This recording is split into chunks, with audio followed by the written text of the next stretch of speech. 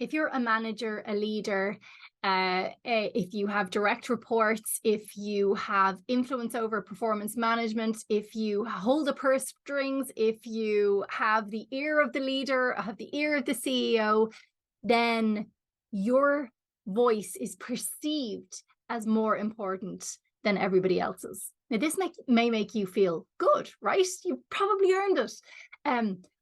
But what it does is it silences other people, and that's not your fault. Many people in this position will actually work really, really hard to ensure that people feel safe to speak up, to give feedback. But it's really difficult, because is it really worth your job standing up for something that you maybe think is wrong, or it should be done a different way? But to speak up with someone with perceived power can be a really, really difficult thing to do. What happens in this case is that there's an authority bias. Once you've got that perceived authority, people, unintended or not, will see you as having more authority, more power, and therefore will be more influenced by your voice, even if it's something that is totally and utterly unintentional by you or anybody else. There is an incredible solution. So don't fear. We've got a really, really easy tip, and it's just changing the way we do things ever so slightly. And that's what the weekly tweak is all about. So what we normally do when we're looking for ideas with people and we're looking for input is we often go for a brainstorm.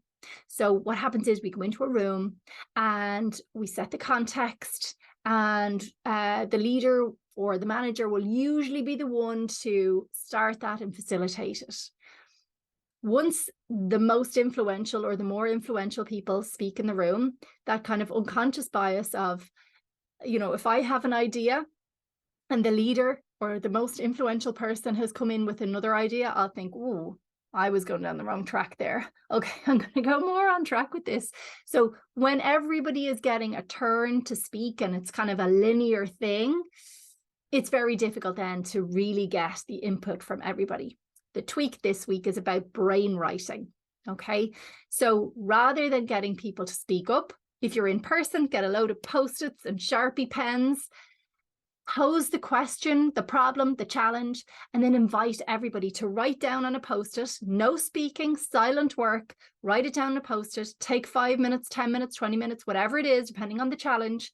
Write it down and put it up on the wall, or maybe, talk about it. You take turns then, but you've got it written down first. That way you're writing it without any sway, without any persuasion, without any influence or unconscious bias from the most influential person in the room. If you're online, one way you can do this is using the comments, giving everybody a few minutes in the chat section or in Teams or wherever to say, right, let's all write something in. Don't hit send yet. Write in your ideas, and then we all hit send at the same time. Another great way so that people aren't swayed by the voices around them. And sometimes the most incredible ideas and input can be from people coming from a different direction. And then you've got the opportunity to, at least that seed is planted, and you can go into that conversation a little more deeply and decide, whether that's of value or not. But it's a great way to get everybody's input. And by making these small little changes on how we create the space for people to input, it can have an incredible effect on harnessing the brain power within the organization, helping people feel that they are actually really part of the solution. They're really part of the decisions. They're really inputting into the direction and the outputs of the business. So hopefully this is of help. I would love to hear it if you give it a try. This is a great way to create a more inclusive, diverse place to work, where everybody's opinions are valued and input into the business. Together, we can make work better. Best of luck with this tweak.